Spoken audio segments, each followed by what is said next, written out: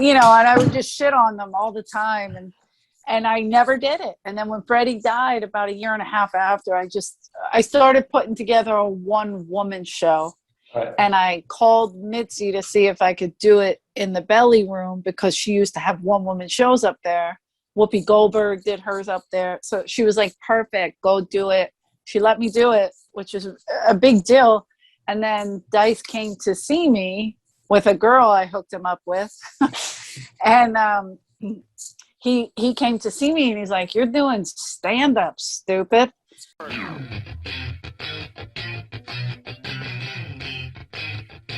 You want to start the show? Yeah, fuck it, start the show. I mean, yeah, we're already recording anyway, it doesn't matter. Yeah, right, fuck it. Hey, yo, man, welcome to another episode of Rated G with Gary G. Garcia.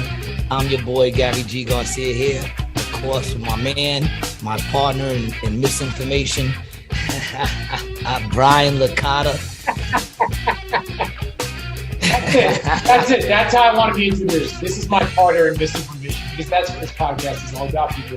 Misinformation. Yeah, you need to be a little louder on that mic, baby. Yeah, okay, I'll turn it up right now. It's going. How's that? Better? A little louder. Yeah? Could be my headphones. Yeah, turn your headphones up because it looks like I'm clipping over here. Yeah, all right. Yeah, don't worry about it. It's me. Okay. I need better headphones. I got to get some of the nice shits like you got. Yeah. You know, how was your week? We got a special podcast today. I'm very excited. Mm-hmm. Our guest is not here yet, but once they get on, I'm very excited to have them on. I think you people should be excited too. I'm not even gonna say who it is. You'll see when they come on. Brian, how was your week, man? It was great, man. I had a good time. I'm back at work, hanging out with Boots. I got a new humidor. I got a new cigar cutter. I got a new cigar ashtray, and I got a bunch of cigars. So it's kind of how the weekend went. I wish I could be more excited for you, but you know what, man? That's what you're into. You like your cigars. Who am I to judge you? Right. You know. I mean, you will judge me. I mean, I don't give a fuck about cigars. But what you say? I said you will judge me, but who are you? No, I don't judge you, man. Ever. Oh yeah, here's our guest. Our guest is here. Oh man, I'm so excited for this right now. You want to bring her on? You want to start the intro? So we want to push her right into the episode. Did you tell her? We're just gonna bring her right in, bring her in. I'll bring her up right when she shows up, man. All right, here we go. I am very, very excited for this, man. I know. It's gonna be fun. Notice that her last name is in all capital letters for whatever reason. She's yelling it at you. Yeah. It's Eleanor Kerrigan. Where's your video, Eleanor Kerrigan. How the fuck do I know? On the bottom left, there's a little camera. Probably has a little red line through it. There it is. Motherfucker. There you go. Turn your thing sideways. There you go. Sideways. Yeah, there you go. Sideways. Ladies and gentlemen, if you don't know, now you John. know. We have got on Rated G, Eleanor J. Kerrigan. Kerrigan. Say it right. How do you say Kerrigan? Yeah. Kerrigan. And if you don't know, man, actor, comedian. Don't call me Nancy. She's been on Entourage, Women of Wrestling, Bill Burr's. What was it? Bill Burr's The Ringers. The Ringers. Man, if you don't know her, then you guys are just sleeping under a rock. This is one of my favorite comedians. You're my favorite comedian. That just drives me crazy when you say that. Twisted, fucker. One of my favorite comedians, man. I'm keeping it real. She's an absolute beast. Opens for Andrew Dice Clay. Should be headlining, but we all gotta pay our bones, right? I headline. Yeah, I know, but I'm saying, when I think of you as an opener, from time to time. I know. Actually, you just headlined over in Atlantic City. Yeah, at the Celebrity Theater. Oh, also with you guys. Yes. Well, yeah. You whatever. We were both. I thought we were co-headlining, but yeah. Come on, man. At the Celebrity Theater at the Claridge. How was that? It was good. Yeah, I got a little trouble because I promoted it. Why? Because I promoted it on my page. Some people got a little upset at me. Really? Oh. Well, that's the competition. Hey, man, we all work together. Enough room for everybody. But then they realized who I was promoting, so let me not just throw them under a rock. They realized who it was, and they said, you know what? I get it. You know, I just Thank played. you. She was on last night. We just played together. I love every time we're on a show together because I know it's gonna be dope. It's so much fun. Who's your friend in the Hawaiian shirt? Oh, you don't know Brian? This is Brian, my producer. Hi, Brian. I think how we are met him you? before. Well, yeah, Did I? I produced Steve Rinaldi's podcast also. Oh, yeah. Okay. Yeah, At the Laughing Fox. Correct. Yeah, the other handsome Italian fellow. Yeah, He that's me. stopped doing that podcast because of me, I think. Who's we that? we just recorded an episode the other day with Gary. Actually. I'm kidding. Rinaldi was he was like, no, breaking balls. What does breaking balls mean to you? He goes, because where I come from, it means just talking. And I'm like, I'm from South Philly.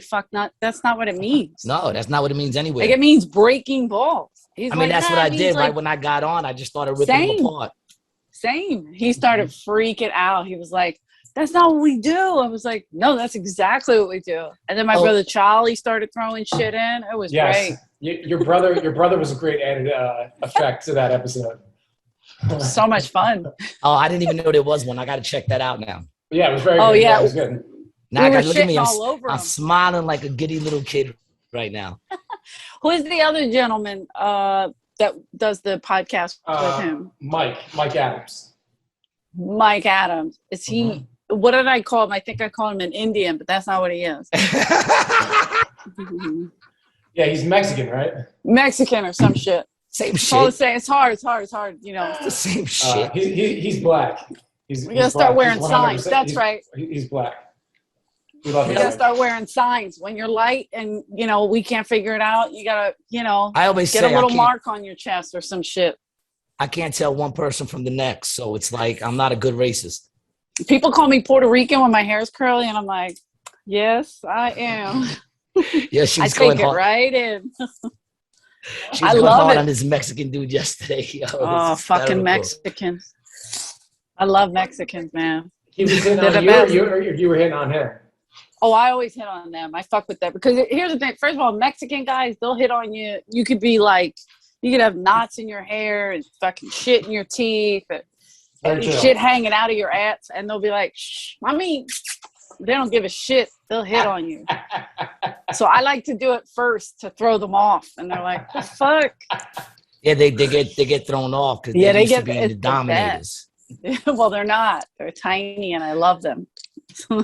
I torture them. I remember when I saw you at the Laughing Fox, you was doing a story about how you slept with Manolo from Scarface. Shout out Manolo. That's my boo right Shout there. out to Manolo. He just got married. Steven, I still love you. He's the best. He's the nicest guy in the world. Yeah, we used to hang out for a minute. I love that. How did he get You you? have to do it.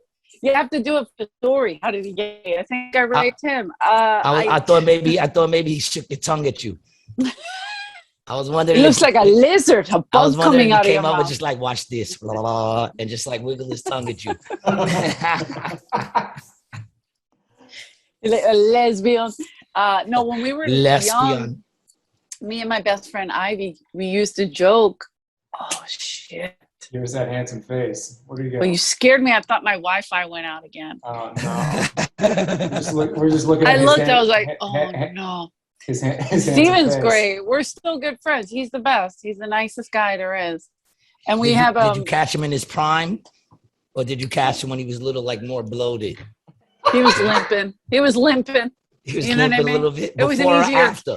It was an easier catch. He couldn't run as fast.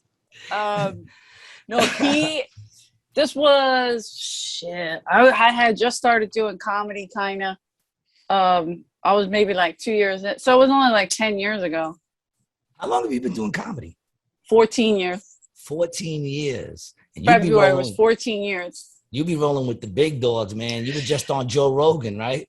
Oh yeah, Joe Rogan's one of my favorite people on the planet. But he's a good friend for years. Yeah, I know. I heard. Years, I was yeah. told that. Yeah. But yeah, man, that dude, when I think about living the life, could anyone possibly be more happier than him? Fuck. And he, like I was saying, And he knows it. Like he knows he got a good life. Yeah, he does. Yeah, he says it all the but time. he made it for himself. Yeah. That's the beauty of it. Like, that's what people get like, man, I got to get a Spotify deal. No, just cut that life out. Like, do you, just be you, keep being consistent, and it'll come. It'll just all unfold.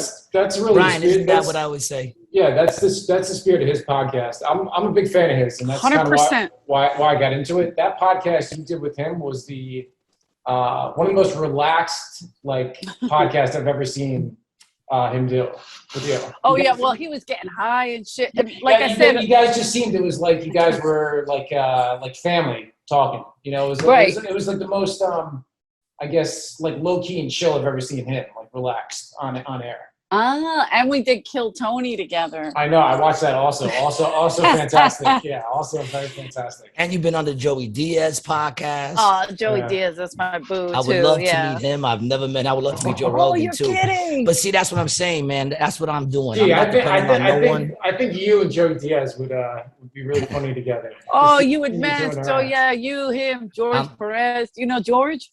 Jorge? Yeah. I think I met George. I met George. Yeah, but he started kind of late, but he's funny too. He's always on Diaz's podcast. He did Rogan too a while back, but you roll with the big dogs. Well, and you've been on David Spade too, right? I did. Am I correct? Yeah, David. The late night David Spade. Is that what it's called? Late night with David Spade or something like that. Wait a minute. What the hell was the show called? I can't even think of it. Oh my God, David will kill me. And not for nothing, people, this is what I'm talking about. I'm just doing me. I'm finding my lane. I'm running in it. Last week I had on Zach Pickett. Now look today. Look who I got now. No, I'm nobody. You're also, that's not true at all, man. Everybody's somebody and you're quite somebody. But you're also the first female we've had on the show. Oh, for real? Yeah. Okay, true. I better get this light right. Yeah. So I have a question. Other than Brian, of course. Sorry about this backdrop too. Yeah, are you in your childhood bedroom? Is that what that is? Well, I love when people say that to me. That's what it looks like. I love when people say that to me because I don't really have a childhood bedroom. Okay. Is that bad? Like this room. This is should I show around? That's so gross. Go ahead. Look how small we're it is. doing like our own MTV Cribs type thing, man. Brian was showing. Zach was showing us his basement apartment the other day. Okay, so you're gonna laugh because this is like the opposite of Cribs. This is like sad. That's it. That's the fucking room. All the people we have on our show. The people that we have on our show, they do crib style like if they were all Red Man. And we had 4 girls in this room. We were supposed to put 4 girls in this room. So you're one of 10, right? Yeah. Man. But this is outside the windows. We're in South Philly, so if I open a window, you could just see in the neighbor's house. So I got to be careful. God. I walk around naked all the time. My neighbors see right through my right through the windows. Oh shit, I got to close this. Let me close this. My boy said to me once, yo, you got any neighbors that walk around naked across the street? I said, no, but they do. Yeah, so this isn't the room I grew up in. That what happened was because there's 10 of us, so the girls, we couldn't fit in here. We were fighting. It is like a glorified closet. You can't put 4 women in a room. Oh, dude, we were killing each other. So then my dad left, and my little sister went to sleep with my mom in the back room, and my mom put all 6 boys plus me in the front room. So there was 7 of us in the front room. It's just so ghetto. 6 boys. 6 boys, yep. And people say, how are you guys so close? We live like fucking sardines, dude. Did any of them ever use your socks to clean up? Hell no, pieces of shit. I always tell because I do a joke about that with the socks because I got hit with a stiff sock every 30 to 40 seconds, but it was true. It would just be, I'd be like, what is this? Or I'd go to put a sock on and it'd be wet. And I'm like, ew. And I'm like, you guys are disgusting. And then my mom used to like wash the socks and she would just tie them together. And she's like, I don't know what you did to your socks, but they're disgusting. And she would just throw them in a pile. I was like, bitch, do you not know these guys are like rubbing one out every 5 seconds? With 6 brothers and living in the same room, did you ever walk in on them? A million times. I could draw from memory what they look like. It got to a point you didn't even care, right? You just walked by, like, did what you had to do. Yeah, or yeah. They would just get quiet for a second. I would just do what I got to do and get out. Did they ever walk in on you? No. No, You were a bathroom or maybe, yeah. I would try like not to. I was too embarrassed because we caught each other doing every single thing. Like I moved out to LA when I was 21. As soon as I was like able, I was like, goodbye, I'm out. Like, and you're in LA now, right? Yeah. So you've been living out in LA all that time? That's what I'm saying. That's where I moved to LA in 93 and I got a job at the Comedy Store. I wasn't a comic. I was just a waitress. That's what I wanted to talk to you about. I'm so glad you brought that up because I heard that for the first time, how you got into comedy. Please share that with Brian. Brian has no clue. So, I do. I know. Oh, you know? The story? Yeah, then share it with our followers. I love this story. It's amazing. Well, I had no interest in comedy. I had no idea what it really was, like what, how it worked out. Like when I went to the Comedy Store, it was just this big black empty place. And I met with Mitzi, the owner, and she hired me only because I was from Philly. It was hysterical. She goes, where are you from? She's this little tiny lady. She goes, where are you from? And I went, oh, South Philly. And she said, oh, do you know Dom Irera? And I was like, oh yeah, I heard of him. But I really had no idea about comics. Yeah. Only if you were really famous, but Dom was on that Rodney special with Dice and them. Yes. So and he did a lot of South Philly material, like Big Petey, Little Petey, all that shit. So of course I knew his stuff because we played it on repeat. So I said, yeah, I know Don. And she hired me because of that. But I didn't really know him. I just knew of him. Now he's one of my best friends. He's literally one of my closest friends. You be rolling with the big dogs, yo. Because I worked there and that's all I knew was comics. So Rogan came 94. Diaz came 95, 96. Dice, I knew Dice from the first day at the store. Every comic you could think of, big, small, medium. What was your aspiration when you went to move out there? What were you trying to do? Acting was I wanted to replace Meryl Streep, and they were like, yeah, no, bitch. But you've done movies. You've been in movies. I was looking at your list. I did like those movies are like independent, small, like short films. Well, yeah.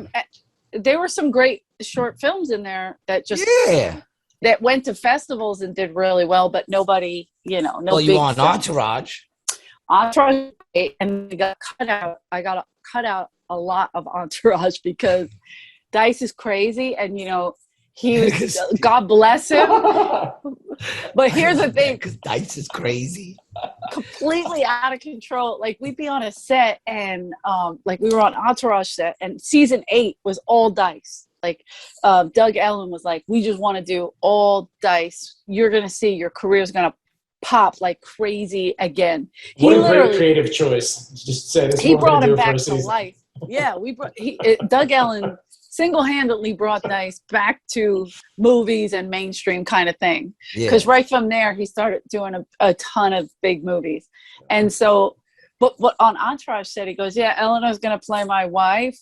And we were at this card table, and he was married to somebody else at the time. This is how white trash we are. Because Dice and I dated for a little bit. Oh, you did? And then, oh yeah, I know. I make a lot of mistakes. And then, I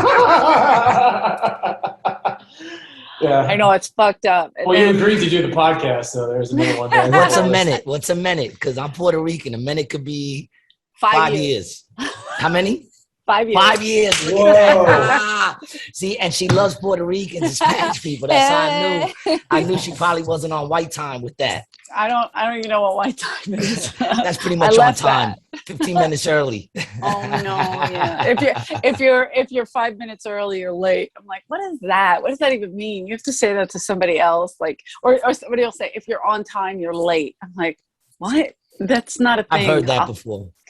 I'll be late. I'm gonna be late. Oh no, I'm 15 minutes early usually. I was very upset when I told you I was running late. God bless you. We were so excited that you were coming on. I was like, I asked her to come on. She said yes. I love it. I'm excited. My mom, I told her, I said, I'll feed you after. I have to go do Gary's podcast. Who's Gary? But Charlie's down there. He'll take care of it.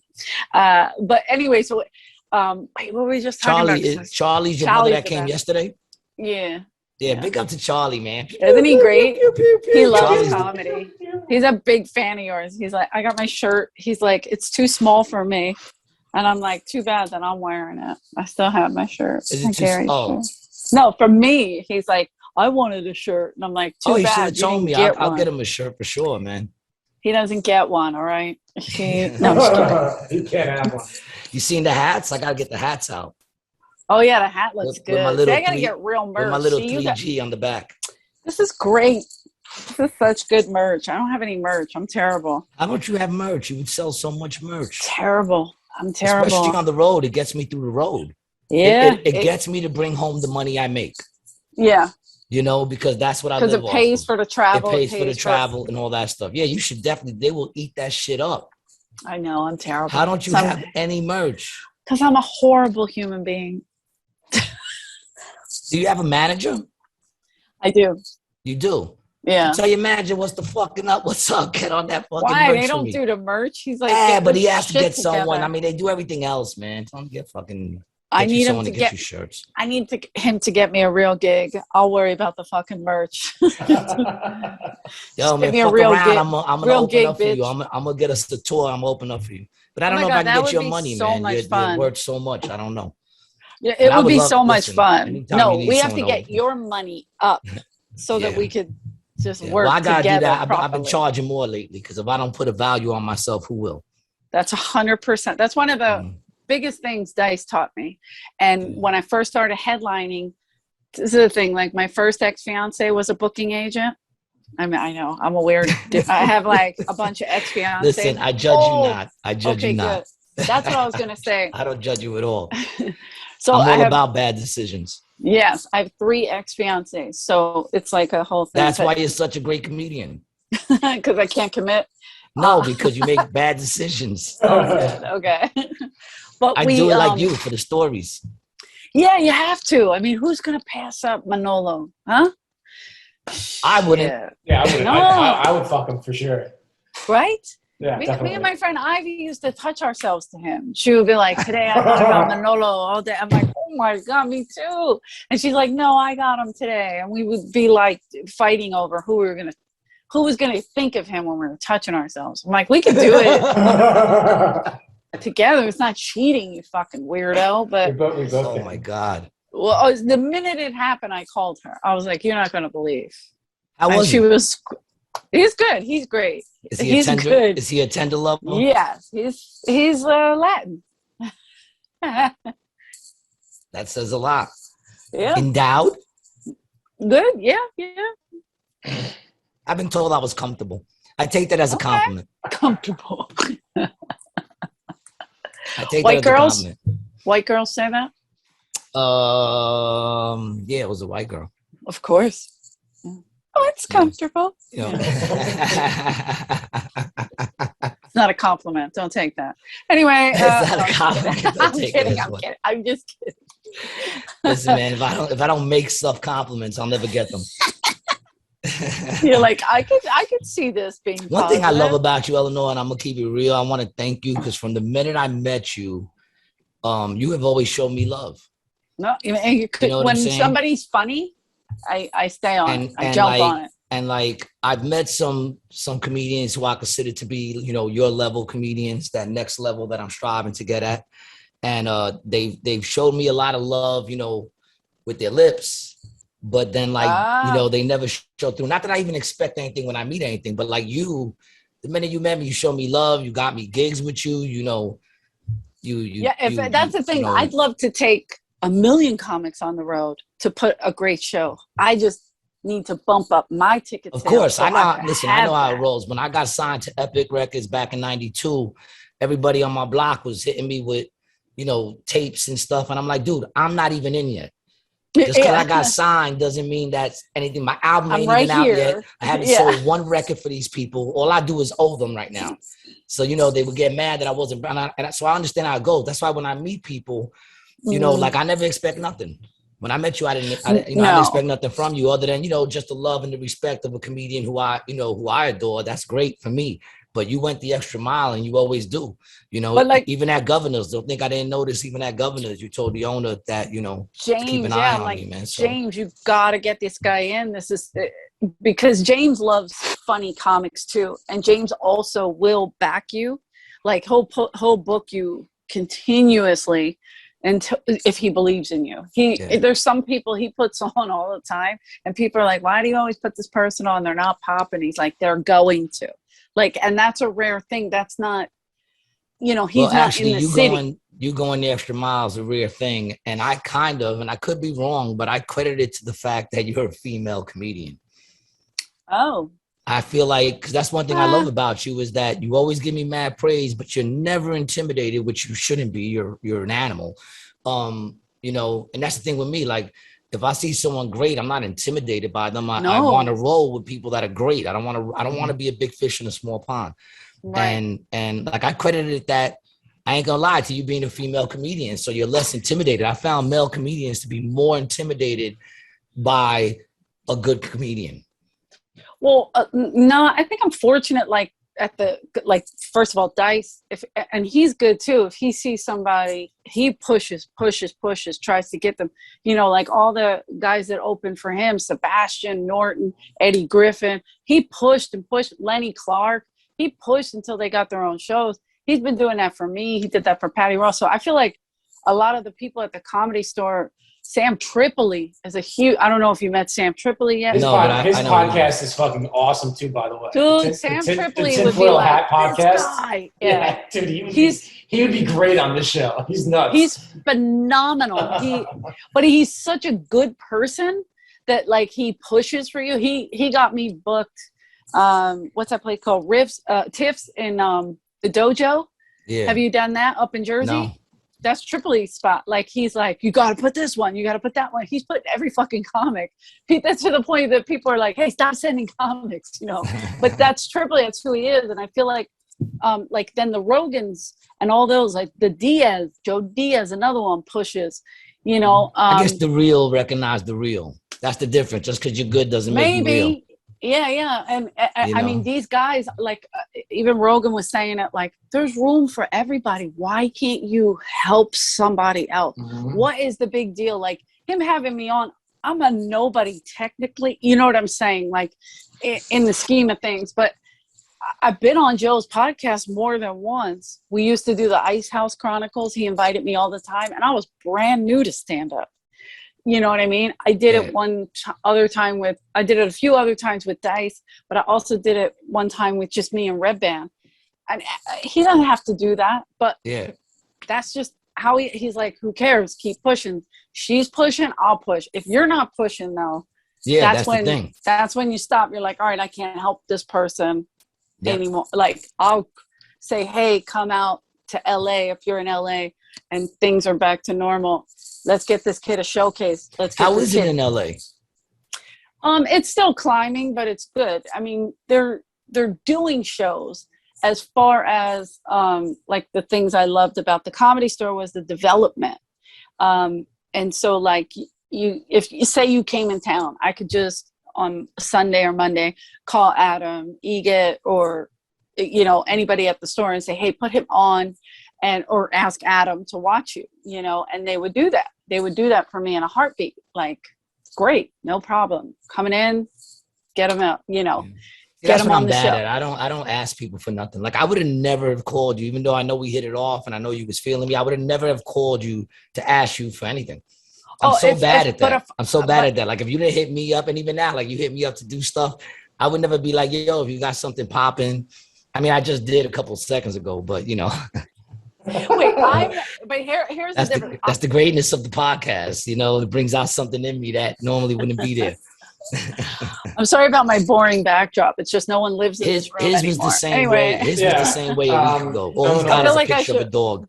I have a picture. I have a doll right here. I should get it. Let me get this doll. I feel like it's gonna look creepy. Why do I feel like the doll's so a creepy doll? And it's my sister's who passed away. So we'll just Oh no, that's not creepy. I was expecting something with like real eyes. That's Rosie O'Donnell.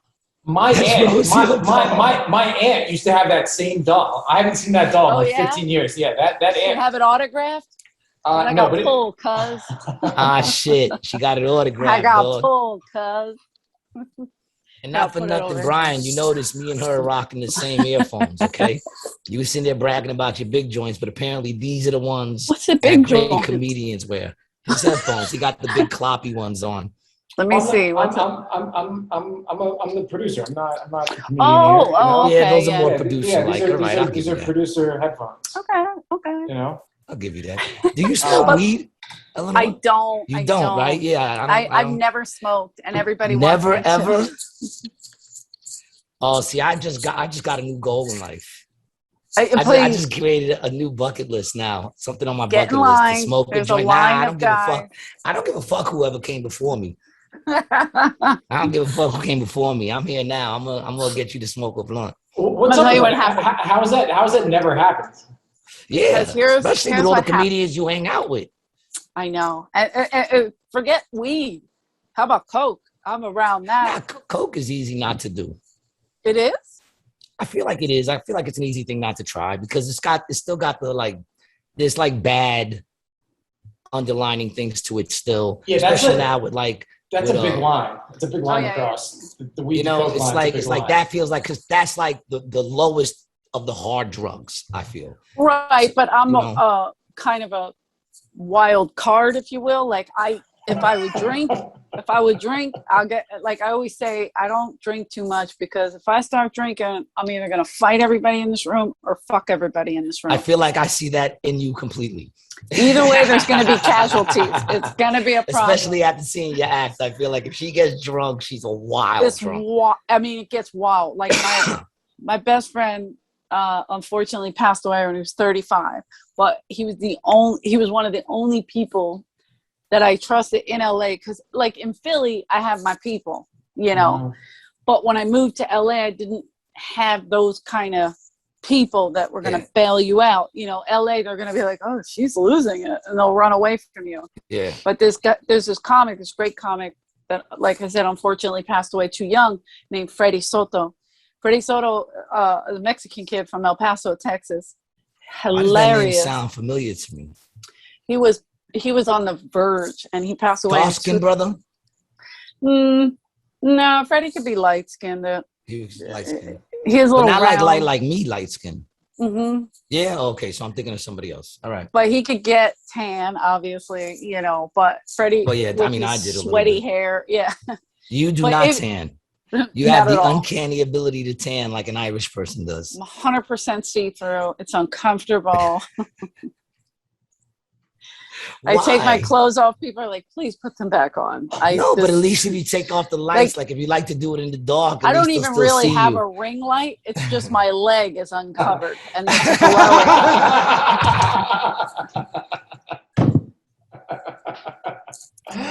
It's just bright. My ex used to go, hey man, you got to put some shit on your legs, man. Because I was so white. And my ex was Italian and Jewish, but he hung out with a lot of Mexicans, so he thought he was Mexican. You know how that happens? They were all he grew up with. He grew up in Los Angeles, so it was all Mexican in his neighborhood. So he would, hey man, you got to do something, because he damn nice. We used to call him Mikolo because he would like. Mikolo.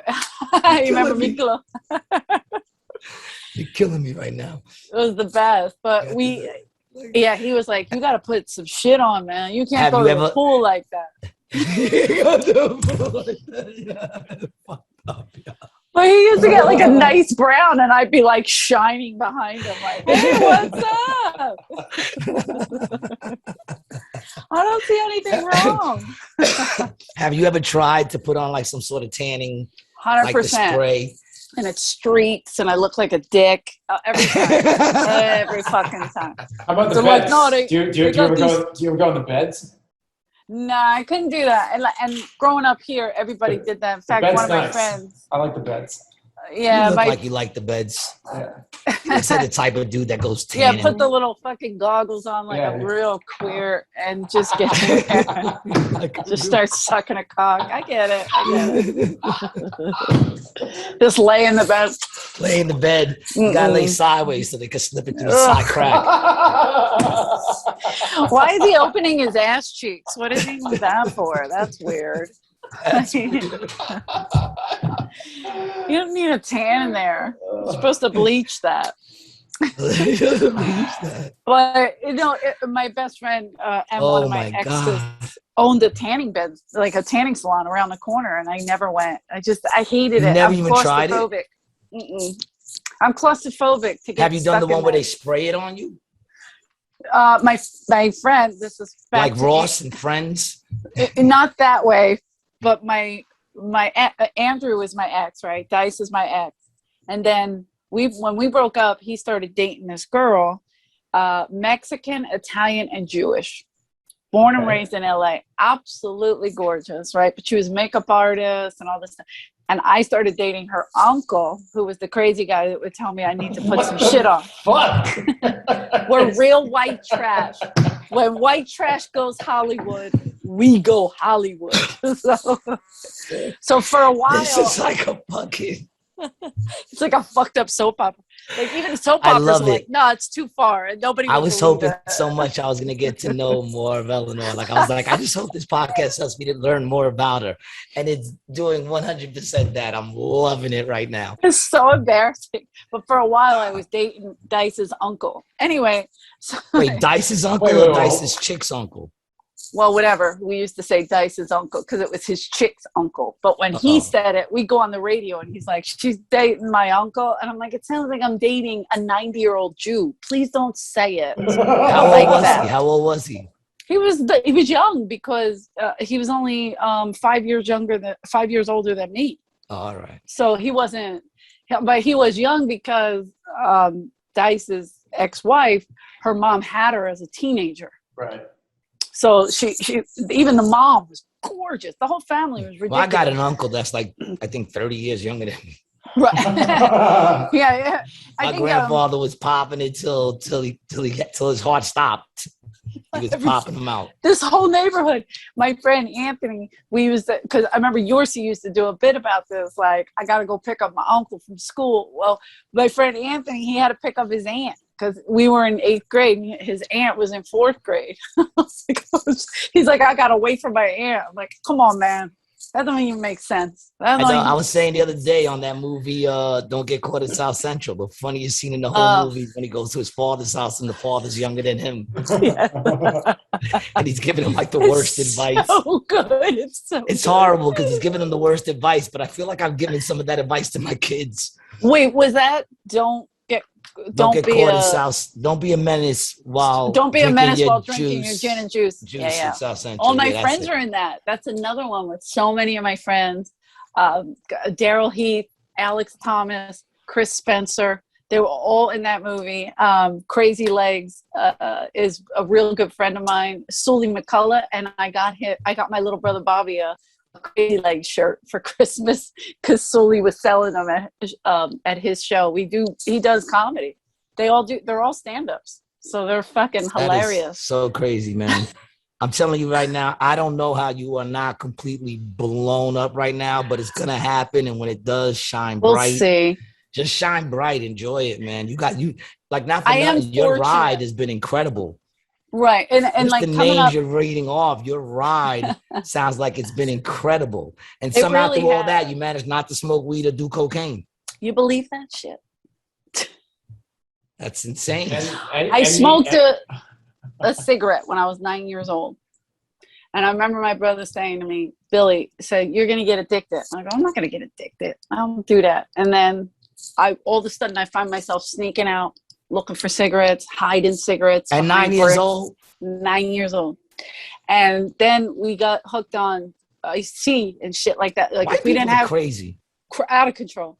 If we didn't have iced tea in this house, and as a kid, I just wouldn't go to school. I'm like, fuck you. I'd wait for my mom to go to work, and then I would go rob 7-Eleven and get iced tea. That's crazy. That's addict behavior. Well, that's also why you're such an amazing comedian. I think that's So the Irish if I Catholic. smoked weed or if I did coke, I would be dead by now already. Way before You definitely fentanyl, would have I'd found be yourself. You definitely would have found yourself like on the ledge of a hotel, like 100%. Forrest Gump.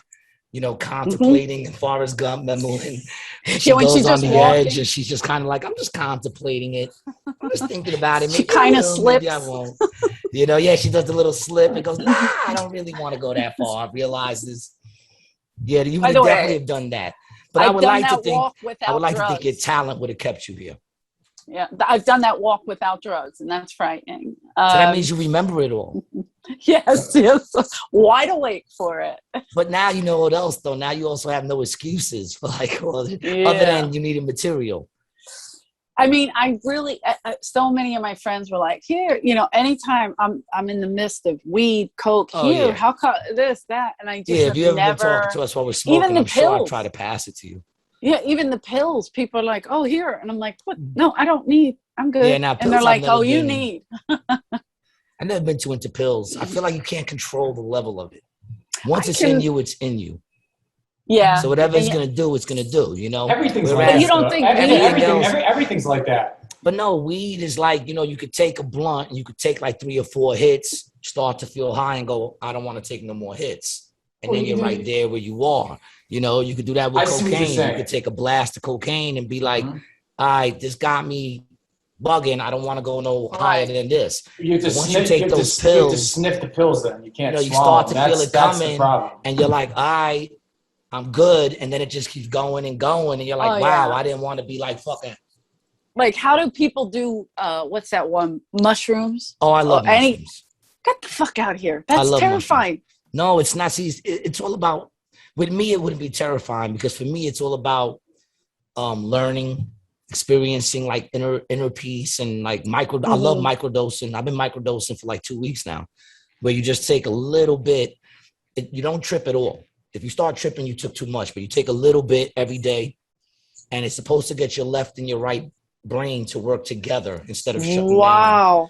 And it's So supposed I guess to help you. microdosing is a thing, but Yo, it is. It's actually very clinical with the microdosing. Now, the trip, I like taking big trips because it's spiritual. You know, I go into it the right way. I'm not doing it to just be like, I try to do it with cool people that I'm comfortable with. You know, deep conversation, a lot of laughing, finding yourself. I mean, but you know, we've talked about on the podcast. I've done DMT. I like acid. I like the hallucinogens. oh yeah. See, I get nervous because I feel like I would just freak the fuck out and I You either probably hurt would. myself or You hurt remind me a somebody lot else. of my cousin. You probably would. It's uncomfortable, but It's I not remember for everybody. No, it's not. You know, it's not for everybody. It's for people One that night- want to experience, like, you know, the The other people side of that that spirituality. understand it too. I don't think I understand it fully. So anything I don't understand, I just back away from. Yeah, like, you probably would. Like, you'd be one of those people. Like, I've had people around me who had bad trips Mm-hmm. and they're freaking out. And I'm like, you remember that little blue thing we Mama's stepping in, that little blue thing? That's my cat. That's my brother Billy's cat's name, Mama. Hi, That's Mama. Mama Cat, yeah. Hi, Mama. I said, remember that little blue thing you took like 2 hours ago? They'd be like, yeah. I'm like, that's why you're feeling it, dog. Just relax. Ride it out. You know, you gotta learn, like, when it gets uncomfortable, you just gotta go, okay, listen. But then people think you're gonna die and all kinds of shit. Do you know Ari Shafir? I know him. I don't think I've met him. Oh, okay. So you like, know I know of him. who he is, but he's I don't think even though I think I did a show with him in New York, in New York Comedy Club, I think. Probably. I think that was the show I did that broke me up with my supposed manager at that time. He didn't want me doing New York Comedy Club because he had beef with him. I said, go fuck yourself. It's New York Comedy Club. Who cares? It's a comedy club. You need a place to work out. That's stupid. Not to mention, I was just up and coming, and I was able to play with him. I mean, I don't think he remembered me. I went on like Bullet or something like that, but I was just starting. So it was like, dude, I'm doing it. What are you, crazy? Well, Ari, one night at the Comedy Store, he was sitting in the potluck section in the original room, and he was watching the open mic, and he's like this, and he's just leaning. And I remember somebody took a picture of him, and his nose somehow actually looked bigger, which is shocking because he already has a gigantic fucking nose. And he's sitting there, and he's just going like this, and he's laughing at this fucking terrible open micer. And I go, what the fuck is wrong with you? You know, and me and Ari always had like a combative, we were always fighting over anything, you know, but like in a more fun way, not in a real way. And so I was like, the fuck are you doing? We were always roasting one another. And I go, what is going on? And he was like, this is so funny. And he said, and then somebody told me he was hallucinating. He was tripping. And I was like, oh, it took everything in my body not to go fuck with him. Like just to really make him just flip the fuck out or something. But then I got scared. I hate when people do that. Yeah, because my luck. That's why I never tell people. It's like, oh, you're tripping, and they start in your face. I'm like, why are you waving your hand in my face, man? You know what I'm saying? Like, nah, I don't. It's like the cartoons, motherfucker. Like, back up off me, man. You're over there in my face doing this shit. Oh, you tripping? Yeah, you're bugging me out. I hate when motherfuckers do that shit. Yeah, I got nervous. Oh, I believe that. He looks like that type. Yeah. I'm like, get the fuck out of here with that stupid real shit. Creepy fucking white guy. No. He's just a problem. He's a problem. Love you, Eleanor. Well, this little round head, yeah, he's not good. Just kidding. Yesterday, he was hosting. He's such a little shit. Rapping back and forth. What the fuck was that? She was working out a new bit. Oh, hold on. Stop. I want to hear the story from Eleanor. I want to hear the story. Eleanor, tell the story of what happened. Wait, do you remember what? last night? So I was working on a new bit and bombing properly, and that's how it's supposed to go. Yeah. And this fucking idiot is walking back and forth. I'm like, what the fuck is he doing? I'm like, is he trying to tell me to get off, or is he trying? At Kiss in the back there. I'm like, all of a sudden, this fucker decided he wanted to work out. Now he wants to fucking walk. He had all fucking day to walk. And so he's walking back and forth, and I go, are you trying to get me off the stage? You know, what are you doing? He's like, oh, no. And he froze, too. Did you see him freeze? Then she tells him, get the fuck over there in the corner. Such a corner. Go sit down in the fucking corner. What's wrong with you? She said, I know what I'm doing. I'm bombing like a professional. I bomb professionally. I know exactly how to do this shit. He said, go over there, sit down. I got a headache right now. I had a headache last night. First of all, your set was incredible last night. Oh, no. They asked you to stretch it, and then you went and you said, let me try some new shit that you were working out. Yeah. You know what I'm saying? So to me, that's like, you know, it is what it is. But you had them so much, you could have fucking kicked the baby off the stage, and they fucking would have still been with you. Can you imagine? You know what I'm saying? Punching a baby? I'm going to do that next time. They still would have been with you. You already had them so much, you know? You had them in the palm of your hand. Hold on. Come on in. What do you need? Oh, it's my brother Charlie. He's getting the Charlie. Chaluch. Come say hi. Charlie, say what up, baby. Yo, what's up, brother? See, even the two of us don't fit in this room, and they wanted four of us in this fucking room. You believe it? You're going to fall. How many did they finally get in that room? We got... Child, leave it alone. That's my shit. You need this? No. It's trash night. You're going to get hurt. Yeah, get that out of here. Yeah, I got a question now. A question just popped in my head real quick. Well, now, what if I was rubbing one out and came in? Oh, is mommy You're out? sick? Come in, idiot. Oh, is mommy out? Yeah, because I'm like, then me and Brian would have had to have Me Too'd you. Me and Brian would have been like, we were doing the podcast. Okay, nice. And I feel like she was rubbing one out during the podcast. And I felt... What? I don't think she has any. I'll be down in a minute. Okay. I'm so sorry. Wait, who's rubbing one out? I'm getting in trouble. Challenge talk. I'm rubbing one out. You said, what if I was rubbing one out right now? I said, me and Brian would have had to Me Too you. Oh, that's amazing. I would have been like, I felt like she was stimulating herself during the podcast, and it made me feel. She pulled out her 4-inch clitoris, and it was flickering, and I didn't like it. It looked like a strobe light. I could see the tip of it just popping on the screen a little bit. She squirted at the camera, and I feel unsafe. I know I make fun of this shit, but I'm just an idiot. But that's what we're supposed to do, man. Agreed. You know, Agreed. we're supposed to make fun of the shit that, you know. I like that during the podcast, my brother came in to take the trash out of the room. I'm sorry. It took a minute too. trash How night, big is the man. trash can in the room? It's this big. It's a fucking retard, you Do you know? have- I don't even have a trash can in my room. Do you have a trash can in your room, Brian? Yeah, I do. Yeah. Oh, that's white people shit. All Yeah. right. Once Do you have everybody the moved Acme out, or ShopRite bag in the trash Yeah. can? 100%. Gotta do And it. Well, I once got that in my everybody, bathroom. Yeah, once bathroom everybody also. moved out, my mom started putting like real things around the house. Like, So- you know, this is now a guest room. She has the back room. And you she know, puts you in the guest room to let you know I'm that in the you guest are a room. guest. bitch, you are You leaving. don't live here no more. Look, it's got a checkout thing on the door. For She's real? like, you gotta put your key in there and get the fuck out. You ain't. No, she loves it. We come here every Sunday, like the whole What else she family. gonna do? How old The is whole your mom? family come. 83. Yeah, of course she loves when y'all She's come the best. through. Yeah, And see what I said, Brian? The whole family comes through. every Sunday. That's no what I'm matter saying. what. See, you thought I was joking when I said white people got Sundays.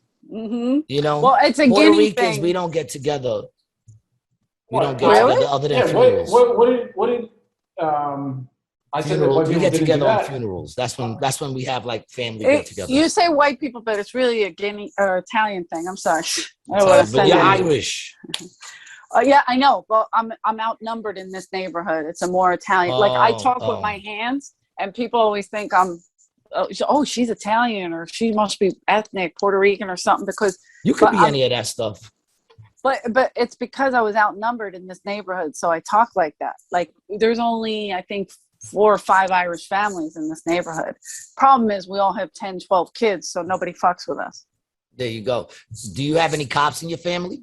No, we're not crazy. So you're not I'm Irish, kidding. Irish. I'm kidding. Yeah, we're lazy Irish. We're different. Lazy Irish. We have a lot of guns, but not a lot of cops. That's what I'm saying. Maybe on the no. Not I got even a on my question though. dad's I'm sorry, side. but I got a question. Military. A lot of military. Oh, okay. Very cool. Yeah, not me that I know of. I don't know. We don't tell our kids to go into the military. No, my dad's a Marine. You know, I know. Even he was like, don't go. I heard. Can I ask you a question? No, here's a question. You said you was engaged how many times? 3? 3. 3 times. Was one of them Dice? Yes. My second ex-fiance. He hates being second, but I tell him all the time he was second. Oh, that's what I was saying on the set. That's of very Entourage. interesting. Yeah. On the set of Entourage, we were having so much fun because him and I, when we broke up, it happened to be right around the time my friend passed away. And so it was my fault. I messed up the relationship. I kind of like, as a joke, if people say, hey, why'd you guys break up? I'll say, oh, I regained consciousness. But that's not, that's just me being a dick. But for real, what happened was my best friend, I lost my best friend. And then 20 days later, I lost my grandma, who I was super tight with. And being from a single mom, you know, the grandmoms raise you, your grandma. Yeah. So she's like my mom, my second mom. And so it just like kind of leveled me out. And I just kind of tagged out of our relationship. But we remained friends because he saw I was going through something crazy. Yeah. And so we just stayed real tight. And then like, when we broke up, I was hooking him up with people. The girl he's with now, I hooked him up with. He's been with her for 2 years. And like when he was married to his ex-wife, I was dating her uncle. Like we were still real close. It's weird. But yeah, man. We did. Has it ever been a problem? Like does Dice ever have problems with his ladies because he's going on tour with you? No. Or does he bring them everywhere he goes? No, he usually brings them everywhere they go. But like me and his ex-wife were best friends. Me and his now girlfriend are very close. Like I met her first. She's my friend. She's dating him. So the trust, I mean, it's usually girls. If a girl has no trust like that, you know, then that could be a problem. But so far, everybody's like, please take him on the fucking road. Yeah. Just get him out of my hair. This is how into you I am, because anybody will tell you, anytime we have a guest on my show, it's like they're not even a guest. I just keep talking over them anyway. And we just, they got to find ways to get in. You got me feeling like I'm actually interviewing somebody because I'm actually so interested. But you're You got me asking questions. I love Have it. I ever asked anyone on our show a question, Brian? Not really. No. No, right? I don't ask questions. We just Great. have conversations. You ask me questions sometimes. You just asked me a question just now. Well, because I'm very into you too, Brian. Thank you. Wait, this is weird. Also. Are you as guys bro in the love. same room? No, he's in Florida right now. Yeah. Oh, okay. Yeah, This is so that's what I good. love about this. He's in Florida. I'm in Atlantic City. You're in Philadelphia. What? I love Philly. South Philly's my favorite place And I'm not in the surprised you're entire from world. Philadelphia because Philly has always shown me love. It's the best. insane. When I used to be on the boardwalk hustling tickets on the boardwalk, nobody would buy tickets from me. No, I wouldn't buy tickets from me, so I understood it, Right. But whenever somebody did, I would always say, where you guys from? Always Philly. That's amazing. Always Philly. New York, they didn't trust me. I wouldn't trust me either, And the thing was, What did they think? It's a scam? Yeah, even now they think it's a scam, and they got my face on the fucking board. And I'm like, yo, my face is on the board. My face is on that picture up there. I'm wearing a shirt that says AC Jokes. I mean, if it's a scam, you should give me the money just for the work that I put in. Right. Look what you're doing. What's going to cost you? $20 for all the hard work. Who do you think I that put in? silhouette is? Some other asshole? It's this asshole right here. Exactly. I'm the silhouette. I'm the silhouette fucking wet. No motherfuckers. Yeah, but they're always from Philly. I think I'm gonna wind up in Philly at some point. It's scary though. I'm not gonna lie. You wanna know why? And it's not even just because it's hood, because I love hood. But the problem is you don't know you in the hood like in all the areas. Some areas you do. And I'm most cool areas you do. And I'm cool Really? with those areas. Okay. Like I'm cool with those areas because I know it's hood. But there's some areas that are like really dope, and there's a lot of hood shit going on. You know what I'm saying? So those are people maybe that either came up and didn't lose their way, or I can't think of where those areas. I forgot where in I was. LA. Like over there That shit happens in by LA. Helium. By Helium. Okay. When I did the show in Helium. That's Center City. Yeah, I'm walking around. It's dope. Like the lights look dope. The buildings are beautiful. Everything looks dope. But it's like New York City up there. Yeah. So a lot of transient. It felt like old 42nd Street, but like hooked up. It was like a hooked up 42nd Street, but with the old vibe to it. Yeah. It seemed like motherfuckers were trying to scam me left and right. And I'm like, 100%. Yeah, that's normal. That's Center City. Yeah. I mean, your crackheads are on another level out there, yo. They're in the street, like right on the exit. Yeah. I bugged out on that. I pulled off the exit. They were like right. They're like, hey man, what's up? You're like, hey, what the fuck, man? What are you? That's dangerous, man. You get hit with a quarter at 35 miles an hour because I was getting ready to chug them, but I was going quick. I'm like, this might hurt them. And you're going to try to aim for them because you don't want it to go past them. You want it You're like, hey, man, here's a quarter. You throw it like that. You decapitate them. Like, oh, yeah, shit, you never know. Goes right in his fucking... Better off. So in the hurt somehow. I'm a horrible human being, and I'm aware of it. But that's what makes you a great comedian. But it makes you a great comedian. I don't know about that, but I love all this. My head's getting bigger as we're sitting here. It's gonna turn into because you're saying I'm a great comedian. My head's you're grow. A beast, yo. I'm telling you, people, if you haven't checked this woman out, you need to check her out. She is a beast. I love it. I'm gonna keep it real, man. I'm hard on women comedians. I'm hard on comedians. See, this is my thing. For years working. Well, see, it's not hard for me to tell dude comedian you suck. Oh, like there's there's an overflooding of male comedians. Mm-hmm. So I feel like I don't know. I don't expect much from them, to be honest. Well, I expect a lot if you call yourself a comic. And like I said, I worked at the Comedy Store for years as a waitress, and I was the owner's assistant. So for 12 years, I'm watching Mitzi Shore make and break careers, if you will, and seeing, what's terrific, what's awful, what's just getting by, what's bullshit, So if I say to somebody, hey, if you're in LA, hit me up, I mean it. But if I meet somebody and I go, hey man, it was nice working with you, and I never say that, don't fucking hit me up, because I ain't calling, I'm not going to help you. I don't believe in you. I'm very honest. Like a lot of agents and managers they'd meet somebody and they'd call me or text me and say, hey, is this person blah, blah, blah. And I say, listen, man, I'm going to tell you my opinion. If you think you can make money off them, go right ahead. But like the thing Rogan loved the best was when they would come into the Comedy Store, I would go down the lineup and I would go right here. You're going to want to go to the bathroom for a while. Then go outside, smoke a cigarette because it's going to get even worse right here. But you need to hurry up back for this. Stay here, and then I'll come check in with you and make sure you're drunk enough to watch the rest of the show. Like I would break the lineup down and tell people, no, that's not funny. Too. You know, comics come off the stage in the pair, everybody's giving them bumps. Then they come by me, I'll be like, what's up, man? You know, what's up? Yeah, like I don't, you know, and that's why it means so much to me though, because of what you just said. I knew that already about you, but it's so great to hear this shit, man. It's like, it's amazing having you on my show. But when you tell me that shit, when I come off and you killed it, that means a lot to me because I know that's coming from somebody who has seen the best of the best. And it's also coming from somebody I know ain't going to try to put a fake battery in someone's back. If you didn't like me, you just wouldn't say nothing. Yeah. You know? There's no reason to fake like people. We're oversaturated in this community. Like, you know, because the problem is people watch some shit like that and say, oh, I can do this. Oh, I can get a show because that person got a show and they only do this well or whatever. Oh no, I've called out. They celebrate mediocrity like fucking crazy, bro. Mm-hmm. That's the problem in New York, man. There's a lot of producers that do shows that have no business being in the game, but then you'll find like an up and comer that's, you know, other comedians know this dude is up and coming. He's gonna pop. You know, there's a few.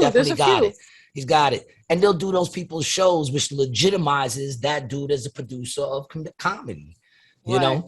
We just lost you, Eleanor. I'm sorry. It's not so right. It said my battery's running low. What time is it? Did I fuck up? Let me try to plug it. Well, that's all right. I mean, we're getting close to it's 7:44. You got things to do? I didn't know we were under any kind of constraints.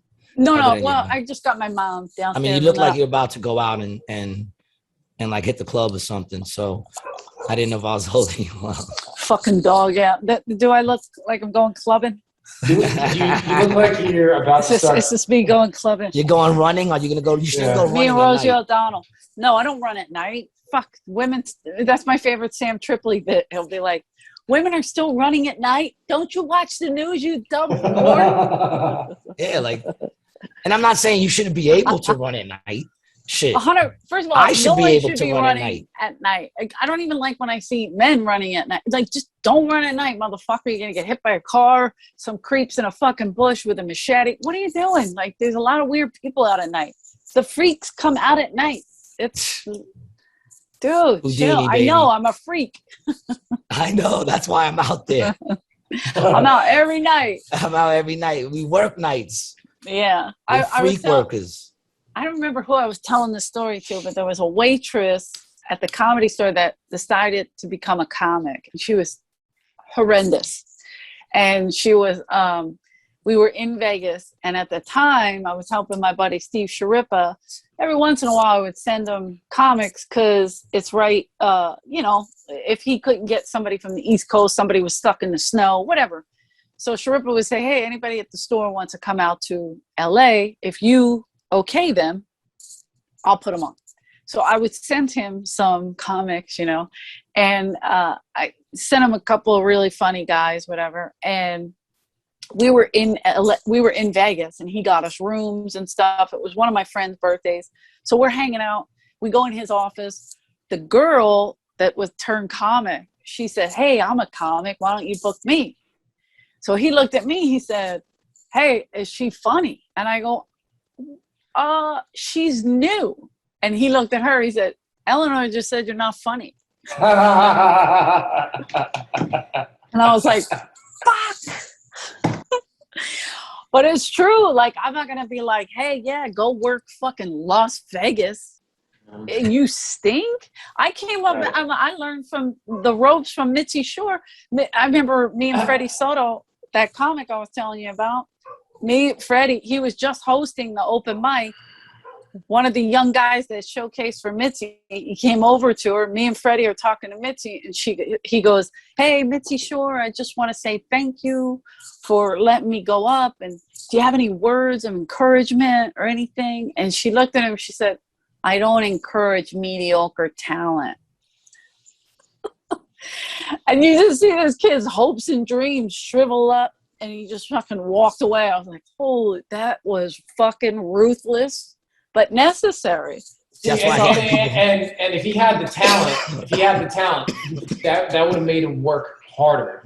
You know what I mean? Right. He actually had it. And so, I mean, whoever it was proved it right. Gary, are you dying? Jesus Christ. Let's just keep talking over Gary choking. It's fine. He knows. Hey, he knows. G, put yourself on mute. All right. COVID's a motherfucker. Anyway. That's bad lungs since 12. But no, I hate when comedians come up to me and ask me for time or why I haven't booked them. Because the honest truth is, if you're good, and I don't even have a lot. I got a midnight show over at the Grizzly Pear, which if you're ever in New York, every Monday I do a midnight show. If you ever want time to work anything out, you come through, I'll throw you right up next. I'll bump. Where is it? That's great. It's right up the block from the Cellar.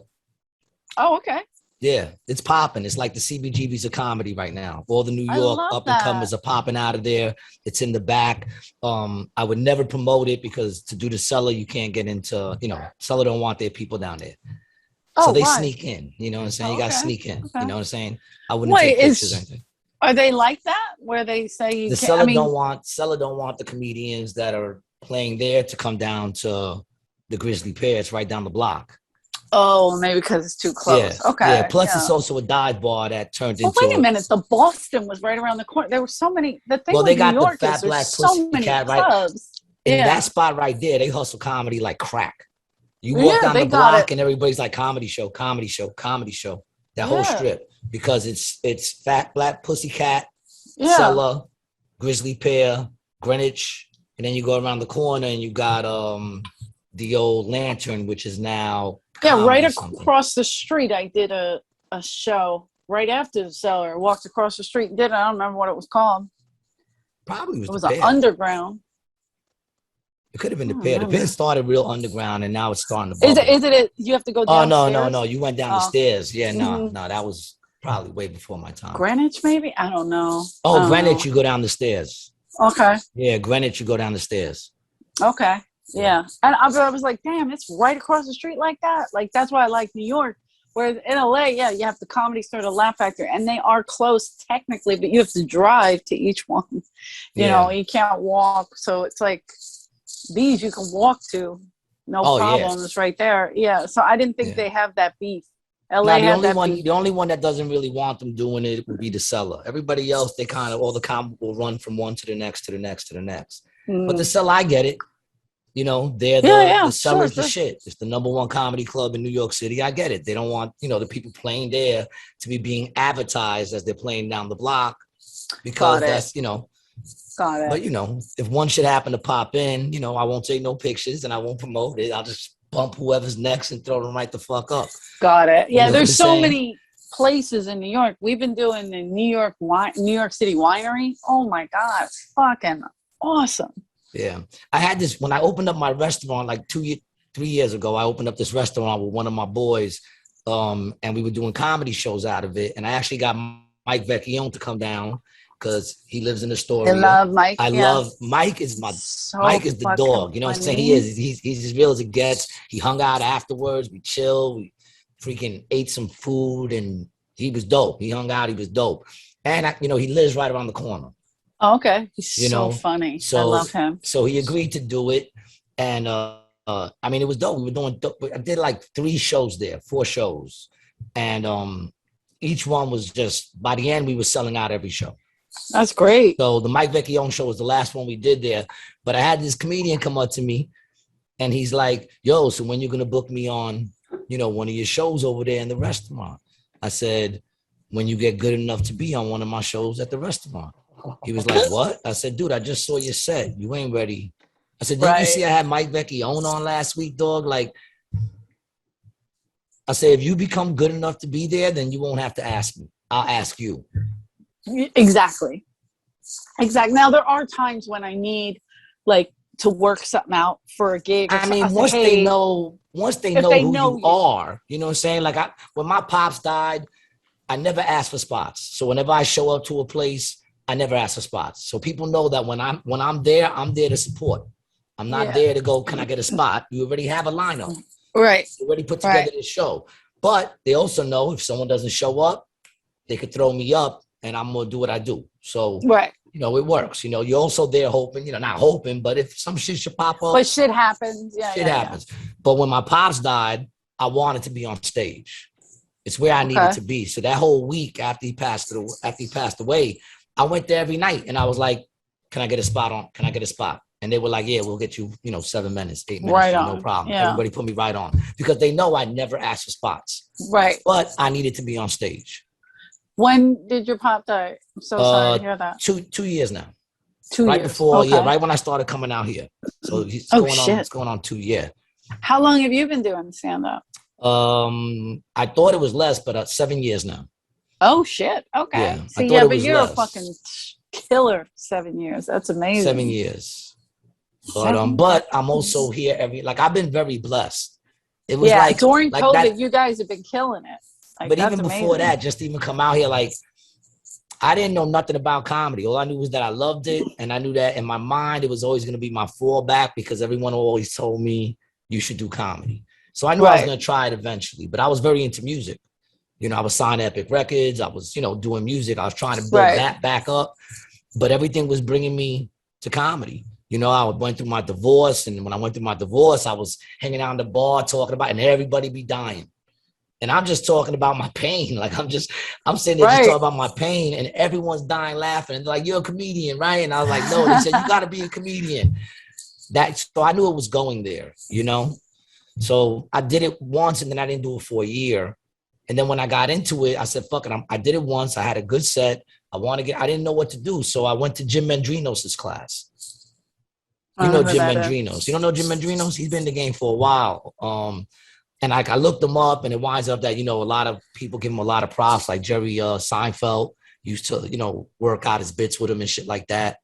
Is he white dude out of Gotham or where is he from? Yeah, he's mostly, I guess Gotham, yeah, because that's where he was doing his class. Okay, yeah. But I only took it because I figured you get to play at Gotham. Well, see, a lot of comics, like Mitzi's daughter, started a comedy class, Sandy Seashore, and a lot of comics would take it thinking they would get into the comedy store. So it was like, as soon as they would come in, like Sebastian Maniscalco, he took it. And as soon as she cashed the check, everything, she was like, if you're in here to get close to my mom, she hates me. And Sebastian was like, I already gave her the check. Yeah. No, well, for me, it was just to perform there because I knew it was a legitimate club. And then my attitude was, who knows? If somebody sees me, who knows? Maybe a booker's walking by. You never know. But at least I get to perform there. And that's a start, And that's what I did. And I figured I could only learn. They can't make you funny. No. But you could get But I could learn I always some things. Promote. Yeah. I did. Yeah. I did. I learned, Jim wanted me to get rid of my hat. But I'm like, dude, I've always worn my hat. But he told me if you're going to wear it, pop it up. So that you got to show your face. Yeah, because I agree with that. He said you got a lot of expressions, which I didn't know I had at the time. Yeah. I didn't know until I saw a picture that I made so many expressions with my face. It never even occurred to me. Your facial expressions and your body movements, I think, sell everything. Yeah, 100%. It's yeah. You can see the genuine. You can see the genuine in your face and your actions. And so, if a comic goes on stage and they have a hat down like this over their brow, drives me fucking batshit crazy. Yeah, I mean, I learned to take the stand, move it behind me, unless I'm going to use the stand. Yep. And I learned all those little intricate things that matter. I mean, that's the stuff I notice when I see a comic, like a open micer who is pretty good. But they're standing there holding the mic and they got the stand right in front of their face as they try to move around. Yeah. I'm like, that's when you notice the little things. That's what the class helps. That's what I learned. Yeah, it's tiny things. That's how it worked out. I did that show. This dude saw me. He was doing a contest. He told me he charged every comedian $20 to be in the contest. Okay. What's his name with the gray hair? that's all wild. That he used to be, he used to be down with Patrice. He's a dentist. What's his name? Man, what's his name? You know what I'm talking about, dude? He looks like Phil Spector. Oh shit! Is he a writer or a comic? He's a writer. He does comedy now. Jeffrey Gurian. Jeffrey Gurian. He does comedy now. Yeah. Jeffrey Gurian was one of the judges. He wrote some nice articles about me, so I like him. Yeah. Jeffrey Gurian is great people. Yeah, he's another person from the minute he met me, because he was one of the judges on that show. Oh, okay. So it was $20. I was smoking the 20 when the dude was telling me to do it. So I said, fuck it, $20. I get to play here again, at least one show. Right. You know, there's going to be people there because everyone's going to bring people to support them. Mm-hmm. So I said, okay, you know, I gave him $20. I did the show. I wound up winning it. Who knew? That's amazing. And then from there, that dude started, you know, he wanted to work with me.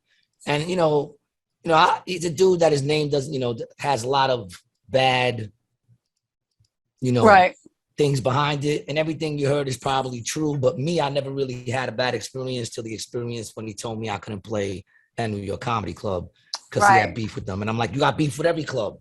Right. What's that got to do with me? Yeah. You know what I'm saying? This ain't fucking death row, well, motherfucker. Also, yeah, if you say you can't work, oh shit. Your battery's going, Eleanor. No, somebody's calling. Oh, God damn it. We're going to let you go in a couple seconds, mama. I just hate to let you go. No, I want to come back. I'll do it again. I'll do it every week. But this is as dope as I knew it was going to be. Not for nothing. Just as dope as I knew it was going to be. I want to tell people not to shit on comedy classes. A lot of times people are like, oh, you don't take a fucking class. Nobody can teach. You'll get the stage time. You'll get stage time. And the stage time is so hard in the beginning. I didn't even know about open mics. If you're fucking nervous, yep. If you're nervous and you go to an open mic and you don't have any bearings of what the stage is like, you're fucked. Oh yeah, no, it helped me a lot. They won't bring you back. Yeah, it helped me a lot. Even that little bit helps so much. And with Jim made us go out. He said, I want you to hit at least 3 open mics a week. I have to. And then, I was hitting like at least 4 or 5. I wasn't into going from like going to one and leaving. That's another thing that I feel is important once you start hitting those open mics. Do your time and then stay and support the comedians that are going up behind you. Because for me, especially even when I ran an open mic, you get the people that they come in, they get up early, and then they go up and they run to another open mic, and they don't support all the dudes that were there. Then by the time the last dude come on, there's nobody there. I mean, he's still getting the time, but there's no feel of people being in front of him. So my attitude was always, listen, if you're going to come, I mean, I understand people can't do it all the time, but if you're going to be that dude that runs in here and thinks that because you hit 7 different open mics, that's going to know what happens. The relationships are important too. Yeah. And the relationships that I built meeting comedians and seeing other comics that I thought were good, and afterwards going, yo, I thought your shit was dope, and I met those comedians. When they started coming up, they started bringing me on those shows. So that's very important that people don't, you learn that shit in the classes, but I learned that shit firsthand. That's why everyone loved my open mic. True. That was hard for me. Can you still see me? Yeah. Hello? I see you now. That was hard for me because as a waitress at a comedy club for 12 fucking years, to sit and support an open mic, I would pull my fucking hair out. Oh, yeah, no doubt. I was waiting tables, and every Sunday night we had. Well, I mean, you also already had the relationships. Kind of, yes. You know what I'm saying? I still needed to make those relationships with those new people that I was now doing a different thing with. Yeah, so I did. But because of your relationships, that was going to come to you regardless. Kind of, but I did support. Because I do feel what you're saying is important, and I did support. And there was this one place we had that if you paid $5, they would let you go on as much as you wanted that night.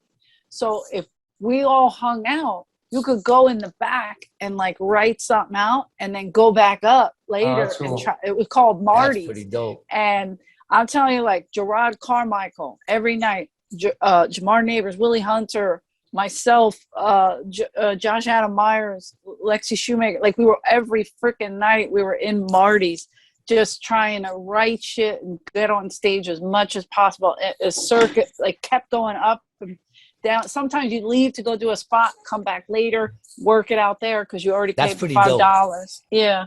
He was amazing. I mean, he was a little creepy, kind of. I think he just needed company, but he didn't care. We were all figuring out how to pay $5. Sometimes I didn't. Me and my friend Lexi didn't have $5, so Lexi was cute. She would flirt with him, and I would just go in and go on stage. You know, we would help each other. But he loved us. He loved us. He knew what we were doing. You know. What was this? What was the spark for you to make the jump from waiting tables to doing comedy? It was when I lost my best friend, because every day that person, Freddie Soto, if you got to look him up. You guys will laugh your ass off. And Freddie Soto would tell me every day that I should be doing stand up, and a lot of comics did. Rogan, Irera, they always said that. Like, why don't you go on stage? You got us dying in the kitchen, either roasting us or telling stories about your family. Right. Why aren't you go? And I'm like, you guys are miserable. Misery loves company. You know, and I would just shit on them all the time. And I never did it. And then when Freddie died about a year and a half after, I started putting together a one-woman show. Right. And I called Mitzi to see if I could do it in the belly room, because she used to have one-woman shows up there. Whoopi Goldberg did hers up there. So she was like, perfect, go do it. She let me do it, which is a big deal. And then Dice came to see me with a girl I hooked him up with. And he came to see me, and he's like, you're doing stand-up, stupid. So he took me on the road with him. That's I was 3 awesome. months into stand-up, and I was at the Wells Fargo Center in front of 2,500 people. Fuck that. It was awful. Jesus. Awful. Kerrigan. And Dice and I had a show called Dice Undisputed on VH1. So he was like, come on the road, we could promote the show. And I did. In LA, it was great. We had the best time. I'll never forget, in Northern California, there's 1,500 people waiting to see us. The fucking sound went out. The sound went out. It took them an hour and a half to fix it. Dice said, look, my crowd is rowdy. They're wasted. If you don't want to go on, you don't have to. I go, fuck that. I'm going on, you know, because I'm nervous. Right. And at the time, I always, in my back pocket, I have 2 pictures. I have one of my sister and the other one of Freddie Soto. And at the time, my sister was still alive. So I was rubbing Freddie Soto's picture. And this other comic that opens for Dice sometimes, named Wheels, he came over, and I'm rubbing Freddie's picture because I'm a nervous wreck, because these people have been waiting an hour and a half. Right. No sound, drinking, Dice crowd, flipping the fuck out. And I'm rubbing Freddie's picture, and Wheels came up behind me, and he goes, even he can't help you now. And I go, you motherfucker. And it made me laugh so hard, you know, because it was just so stupid. I love that. Yeah. You know, you're right. You're right. And, Oh my God, I went on. I love that. Killed. I remember one time I was getting ready to go on Dangerfields, and I had nothing but, I had like 3 bad sets, and I was getting ready to go up, and the comedian next to me leans over and goes, I hope you bomb. And I was like, what the fuck you just say? He goes, I hope you bomb. And I just started dying, man. And I went up there and crushed the first time I ever crushed. Yeah, exactly. It's like, if you get punched in the face like that, it's like, that's how we talk to each other growing up. We always roast each other. Yeah. So when you feel that, you're like, oh, okay, that's love. So I went out, and it was a crazy night, because some lady threw up on somebody while I was on. When Dice was on, they threw a beer at him. A lady came up and whizzed a drink at him, and she got offended because they waited so long. So they were fucking blackout drunk. Oh my God. And then we went to New York, and I did comedy, the Westbury Music Fair, and it's in the Round in Long Island. And my sister drove up from South Philly, and I'm on stage, and I said something like, fights were breaking out and shit. It was another wild Dice night. And I'm brand new to stand up, and I'm wearing a cute outfit, and I'm 3 months in, and I'm like, I killed in California. I got this shit. I had a cute little bra on, a little half bra, right? Fucking sheer shirt over it, right? And I'm on stage, and I come out, and I'm like, I'm from Philly, and they go, boo, fuck the Phillies, fuck the Eagles. And I remember, like, all of a sudden, it was like, my act wasn't working, this little thing that I worked out. And I was like, fuck. And they're coming at me. Boo, where's Di? There was one line I got out because it was people booing from the front, the sides, the back. God. And I was just like, fuck, God. everybody is booing. And I was like shitting myself. And at the same time, I'm sweating. The bra slid down. Now it looks like I got tumors on my stomach. And they're fucking booing like crazy. And I'm like trying to compose myself. And somebody goes, where's Dice? And I'm like, he's up my ass. You want to tickle his feet? Because all of a sudden I went fucking street. I'm like, I'm going to fight this whole fucking room, right? And I remember locking eyes. My sister, I got her ticket. She was right in the front row. And she looked at me like this. What do you want to do? And it made me giggle because I was like, oh shit, my sister's going to start fighting in that section. So all I could think about was like the next day, the headlines would be like, 2 South Philly girls tried to fight Long Island. Long Island. Because my sister was like, I'll fucking start right here. You want me to just start sneaking people? It was wild, man. It scared the fuck out of me. And I got booed the next night in Jersey. And later people go, oh, hey, you were great. And I go, what? And they go, yeah, we just do that at Dice shows. And I'm like, well, don't fucking do that. And it's never happened again, luckily. Fingers crossed. Every time I go to Long Island, I do it with a vengeance. I'm telling you, I'm going to get back in that Westbury Music Fair and I'm going to fucking annihilate it. Oh, no doubt. Because I've never been back. You haven't been? Oh, no, you got to go back. Not to Westbury. We haven't done it. Well, if you go back, let me open for you. There you go. I asked again. I mean, we're going in like this. Eleanor, I absolutely could talk to you all night. And I know, I'm I so love you. mad. Thank I you. got the 8 o'clock show. Oh, good. And I got my battery's dying. So what? All right, go kill it. I can't begin to tell you how much I appreciate you being on this show tonight. Thank you. I'll do it anytime because I think you're fucking hilarious. So your producer. I could cry. I promised myself I wasn't going to cry. Your producer, not so much, right? Your producer, yes. No, I'm the good looking one. The headphones, it's uncomfortable. Right. He's just here to wear the shirts and look pretty. He does. Yeah, he does have a nice. He's really leaning into Florida with that fucking shirt, isn't he? Well, that's what I don't pay him to do. Right. There you go. Well, go have a kick-ass show. What do you have coming up? Anything coming up? I'm at Uncle Vinny's in Jersey, Point Pleasant, New Jersey, September 23rd, 24th, 25th. I'm doing Skankfest. October 21st, I'm in Philly at Rivers Casino with the great Jimmy Schubert. I'll put it up online, but yeah, check out my stuff. If they want to follow you, where do they follow you? EJ Kerrigan on all the stuff, or Eleanor Kerrigan. You got to check her out. I'll also tag it on. Thank you. Thank you. I'm not good at that. It means so much for you to be on my show tonight. I'm telling you, my heart is bubbling. Thank you. I'm gonna go right now and kill.